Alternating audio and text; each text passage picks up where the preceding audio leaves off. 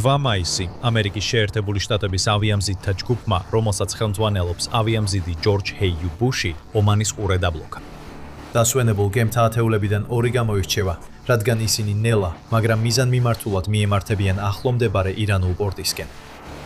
ესენი არიან ირანის დროშის ქვეშ მცურავი ნავთობის ტანკერები MT, NTC Star 3 და MTC Sevda, რომლებიც ამჟამად პირდაპირ არღვევენ ამერიკის შეერთებული შტატების საზღვაო ძალების მკაცრ წესებს. ჰორმუზის სრუტის ბლოკადა უკვე 3 კვირაზე მეტია, რაც ეს ბლოკადა გამოცხადდა.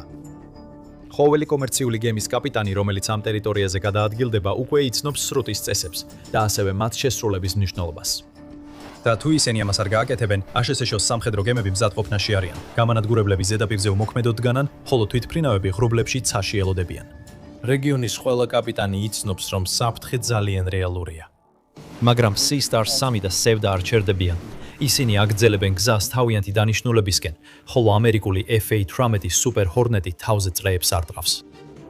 ბრძანება მოდის შეერთებული შტატების ცენტრალური სარდლობისგან, CENTCOM-დან. ირანული ტანკერები დაუყოვნებლივ უნდა გაითიშოს, მაგრამ არ განადგურდეს.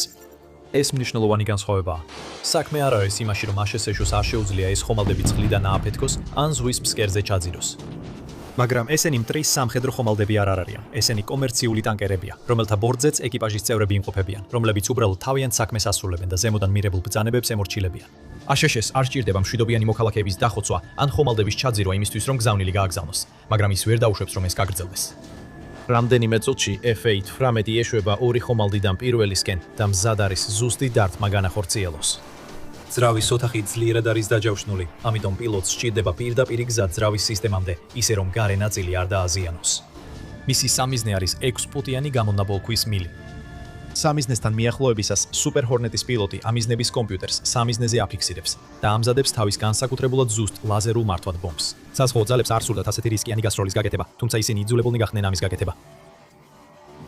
ზუსტად 10 კვირით ადრე, 28 თებერვალს, აშშ და ისრაელი პირდაპირ ომში ჩაერთნენ ირანთან, რის შედეგადაც ქვეყნის უმაღლესი ლიდერი აიათოლა ალი ხამენეი მოკლეს. შემდეგ დღეებსა და კვირებში ირანის სამხედრო ძალების დიდი ნაწილი განადგურდა და როცა არჩევანი თითქმის აღარ დარჩათ, ქვეყანამ გადაწყვიტა დაებლოკა ჰორმუზის სრუტე, ერთ-ერთი უმნიშვნელოვანესი საზღვაო გზა მსოფლიოში, სადაც გადის გლობალური ნავთობის მიწოდების 20%. ათასობით გემი გაჩერდა და ნავთობის ფასი მკვეთრად გაიზარდა, ხოლო აშშ ცდილობდა სხვადასხვა სტრატეგიით გაეტეხა ბლოკადა და კვლავ გაეხსნა სრუტე. სიტუაცია დრამატულად შეიცვალა 12 აპრილს, როდესაც აშშ-ის ვიცე-პრეზიდენტმა JD Vance-მა განაცხადა, რომ პაკისტანში დაგეგმილი სამშვიდობო მოლაპარაკებები აშშ-სა და ირანის ძალებს შორის ჩავარდა, რომ მხარეებმა შეთანხმებას ვერ მიაღწიეს და ეს ირანისთვის ბევრად უარესი ამბავია ვიდრე აშშ-თვის. იმავე დღეს პრეზიდენტმა დონალდ ტრამპმა დეტალურად განმარტა, რას ნიშნავდა ეს ცუდი ამბავი ირანისთვის და გამოაცხადა, რომ აშშ-ის ძალები ოფიციალურად იღებდნენ ჰორმუზის სრუტის კონტროლს საკუთარ ხელში. მან ასევე დაამატა, რომ აშშ-ს დაიწყებდა ირანის მიერ სრუტეში განთავსებული ნაღმების განადგურებას. და ერთი დღის შემდეგ მისი გეგმა განხორციელდა. CENTCOM-ამ კაფეოდ განაცხადა, რომ ყველა გემი, რომელიც ირანის პორტებში ან სანაპირო ზონებში შევა ან გამოვა, შეჩერდებოდა, ხოლო ყველა სხვა ხომალდს შეეძლო თავისუფლად გაეგრძელებინა მოგზაურობა რეგიონში, ირანის არაპორტებში.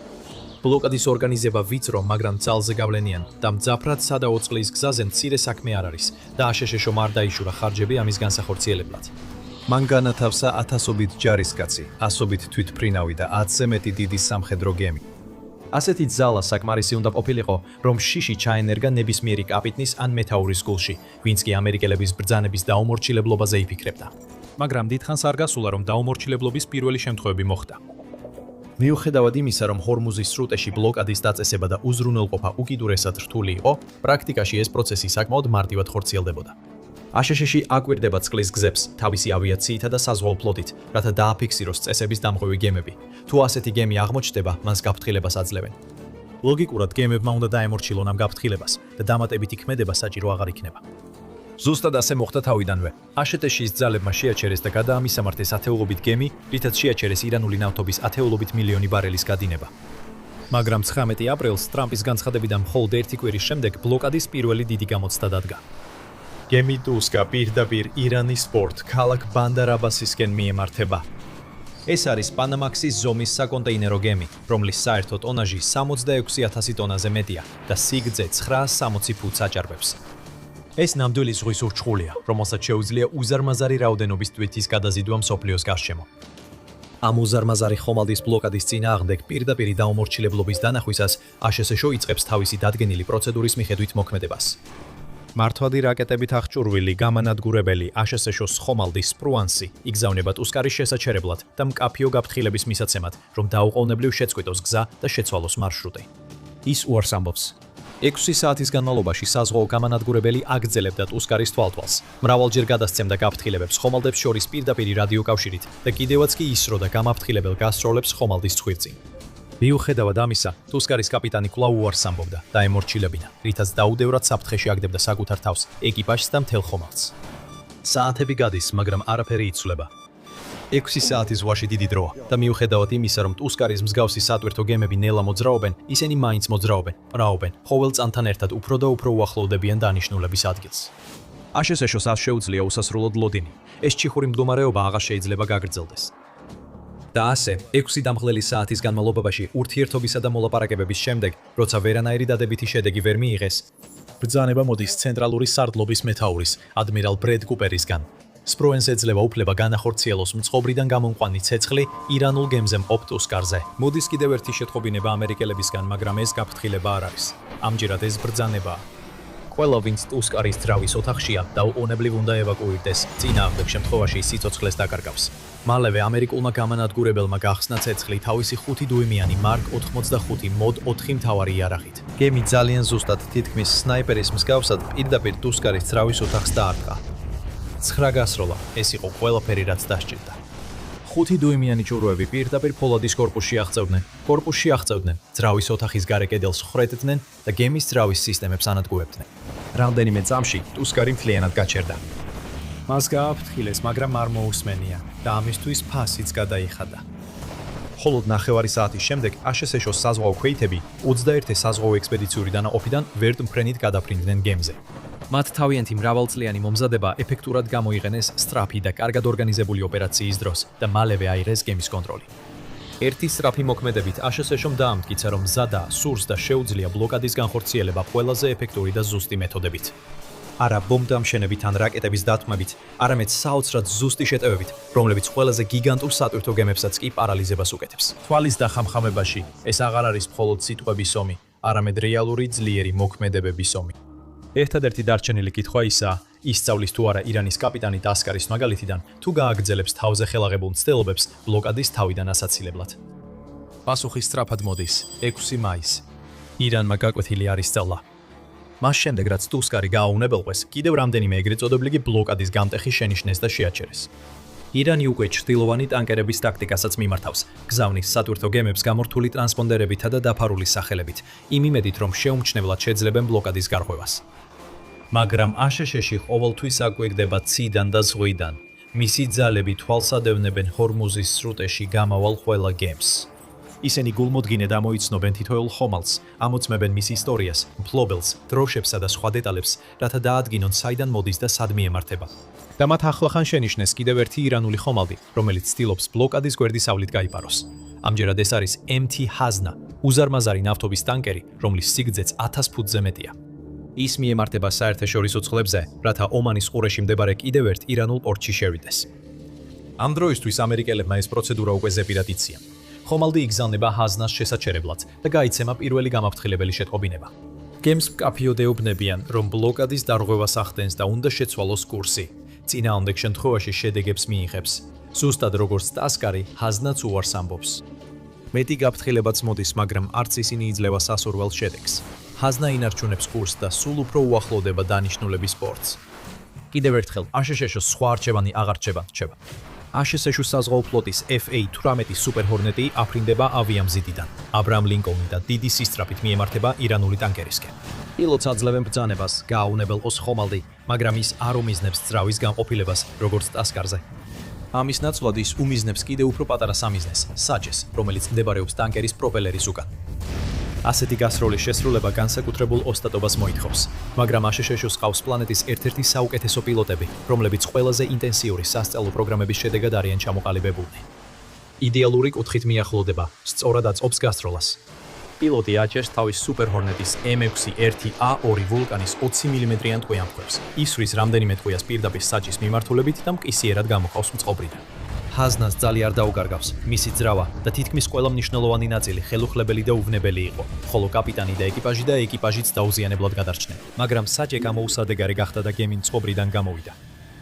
საჭის განადგურება 1000 ფეხიან ტანკერზე უზარმაზარ საფრთხეს ქმნის, რადგან მის გარეშე ტანკერი უზარმაზარ უკონტროლო რაკეტად იქცევა, რომელსაც შეუძლია საშიშად მიედინოს გარშემო არსებულ კომერციულ გემებთან ან ნაპირზე გაიჭედოს. CENTCOM-ს გემის შიგნიდან განადგურების გზა სჭირდებოდა, რათა მას ზუსტად იმ ადგილზე ჩაეგდო ღუზა, სადაც იმყოფებოდა. რაც ისევ 8 მაისს გვაბრუნებს. MTC Star 3 და MTC Sevda აგრძელებენ თავიანთ მარშრუტს ომანის ყურეში. ზემოთ ახლომდებარე ირანულ პორტზე გადიდებისას 100 მილ/საათში სიჩქარით F-18 Super Hornet-ი უახლოვდება. ისიც ემზადება კიდევ ერთი გასაოცარი ზუსტი დარტყმისთვის. არც საჭეზე, არც ძრავის ოთახში, არც ბოლოში. ეს უზარმაზარი ნაგებობები ამოწეულია ამ ხომალდების ზედა ნაწილიდან. მაგრამ თუ შიგნით ჩაიხედავდით და ინახავდით ძრავებამდე, რადგან ბოლოში ტექნიკურად არაფერია, გარდა უზარმაზარი ვერტიკალური გამონაბოლქვი მილისა. თუ ბომბს ჩააგდებდით ამ მილში, ის პირდაპირ ძრავებამდე ჩავარდებოდა და გაანადგურებდა მნიშვნელოვან შიდა კომპონენტებს, როგორიცაა გამონაბოლქვის სარქველები და ცილინდრები, გემის კორპუსის დაზიანების გარეშე. თანამედროვე საზღვაო ძრავები ძალიან გრძნობიარია წნევის ნებისმიერ უეცარ ცვლილებაზე და ეს ზემოქმედება მყისიერად აამოქმედებდა ხომალდის გადაუდებელი გაჩერების პროტოკოლებს, რაც გემს დრამატულად გააჩერებდა. ასეთი დარტყმის განხორციელებისთვის ვერ დაეყრდნობი უბრალოდ ნებისმიერ ძველ ბომბს, საჭიროა ისეთი, რომელიც აღჭურვილია მსოფლიოს საუკეთესო სამიზნე ტექნოლოგიებით. ზუსტად ეს აქვს Hornets, ის აღჭურვილია GBU-44 ლაზერული JJ დამსით. ეს ბომბები თავდაპირველად იყო უბრალო 500 ფუნტიანი ბომბები ყოველგვარი მართვის სისტემის გარეშე, რაც ნიშნავდა, რომ პილოტებს ბომბის ჩამოგდება იდეალურად უნდა დაემთხვიათ, რომ თუნდაც მცირე შანსი ქონოდათ მიზანში მოხვედრის. ერთობლივი პირდაპირი შეტევის საბრძოლო კომპლექტის დამატებით, ეს უბრალო ბომბები უფრო რაკეტებს ემსგავსება. ისინი იყენებენ GPS-სა და ინერციულ სანავიგაციო სისტემებს მიზნის დასარტყმელად. თითქმის სრულყოფილი სიზუსტით და მინიმალური შეცდომის გვარით, ლაზერული დამიზნების დამატება კიდევ უფრო ზრდის მათ სიზუსტეს, რაც მათ საშუალებას აძლევს მოძრავ მიზნებსაც კი განსაკუთრებული სანდოობით დაარტყან. სროლის გასწორების შემდეგ Super Hornet-ის პილოტი ღილაკს აჭერს, ბომბს აგდებს და GBU-ს შიდა სანავიგაციო სისტემა მართავს პროცესს, რომელიც ასაფეთქებელს მიზნისკენ წაიყვანს. თუ ბომბი მიზანს რამდენიმე სანტიმეტრითაც კი აცდება, ის შეიძლება გემის ზემოთ ნაგებობას ან გემბანს მოხვდეს, რაც ასობით მსხვერპლს გამოიწვევს. მაგრამ ეს არ ხდება. ბომბი ზუსტად იქ მიდის, სადაც უნდა წავიდეს, პირდაპირ საკვამურ მილში. აფეთქების ტალღა ფოლადის მილშია ჩაკეტილი, ამიტომ მას სხვა გზა არ აქვს, გარდა იმისა, რომ ქვემოთ წავიდეს. 500 ფუნტი ასაფეთქებელი ნივთიერება ფეთქდება საზღვაო დიზელის ძრავის შიგნით, რომელიც სამსართულიანი შენობის ზომისაა. ნამსხვრევები ანადგურებს ტურბოდამტენებს, ფოლადის წამყვან ღერძებს, ზღვას. მთავარი ძრავები ჩახშობილია, პროპელერი ჩერდება და გემი ბნელდება. პირველი ირანული ხომალდის მწყობრიდან გამოსვლიდან, მხოლოდ რამდენიმე წუთში მეორე ხომალდსაც ზუსტად იგივე ბედი ეწევა. კიდევ ერთხელ ლაზერული მართვის იარაღი გაუშვეს Super Hornet-იდან. ის მიზანში იღებს სამიზნეს, ყვამლის მილისკენ მიემართება და პირდაპირ ღიობში შედის, შიგნიდან ანადგურებს ხომალდის ძრავების სრავებს. რამდენიმე წუთის წინ ეს ორი ხომალდი ნელა, მაგრამ შეუჩერებლად მიემართებოდა დანიშნულებისკენ, აშკარად დარღვევით ამერიკული ბლოკადის. ახლა მათგან ყვამლის სვეტები ამოდის, რადგან მათი ძრავები მწყობრიდან გამოდის და ეკიპაჟი ნავებში გარბის. ორივე ხომალდი წყალში უძრავად დგას, მაგრამ რაც მთავარია, ისინი ჯერ კიდევ არ ჩაძირულან. ეს ნიშნავს, რომ არ არის საჭირო ადამიანური დანაკარგები, ჰუმანიტარული კრიზისები, მასიური ნავთობის დაღვრა ან ეკოლოგიური კატასტროფები. სწორედ ამას ემსახურება Smokestack-ის დარტყმა. ეს არ არის მხოლოდ ის, რომ აშშ-ს საზღვაო ფლოტი თავის სიზუსტეს, იარაღს ან ფრინავების მომზადებას აჩვენებს. ეს არის საზღვაო ბლოკადის აღსრულების უმაღლესი გამოხატულება, ზუსტად და მყისიერად გამომთიშველი დარტყმა, რომელსაც შეუძლია ნავთობის ტანკერებისა და სატვირთო გემების გაჩერება, ყოველგვარი სისხლისღვრისა და სისასტიკის გარეშე. 2026 წლის მაისის შუა რიცხვებისათვის CENTCOM-ის ცნობით, ბლოკადის შედეგად განხორციელებულმა შეჩერებებმა და ზუსტმა დარტყმებმა 70-ზე მეტი ტანკერის ხრის შეჩერება გამოიწვია, რომლებიც ირანის პორტებში შესვლას ან გამოსვლას ცდილობდნენ. ამავე გემებს შეუძლიათ 166 მილიონზე მეტი ბარელი ნავთობის გადაზიდვა, რომლის სავარაუდო ღირებულება $13 მილიარდ შეადგენს. აშშ-ს საზღვაო ძალებმა ეს ფლოტი 60 მილიონიანი გამანადგურებლებით გააჩერეს, მაგრამ რა მოხდება თუ შენ საზღვაო ძალები არ გაგაჩნია? როცა ვლადიმირ პუტინმა თავისი 8 მილიარდი დოლარის ღირებულების ჩtildeოვანი ფლოტი გამოიყენა, უკრაინამ თვითმფრინავები არ გამოიყენეს. მათ 20,000 დოლარიანი სათამაშო გამოიყენეს. ნახეთ ზუსტად როგორ მოახერხეს ეს ქვემოთ მოცემულ ვიდეოზე დაკლიკებით და შევხვდებით შემდეგ The Battlefield Show-ზე.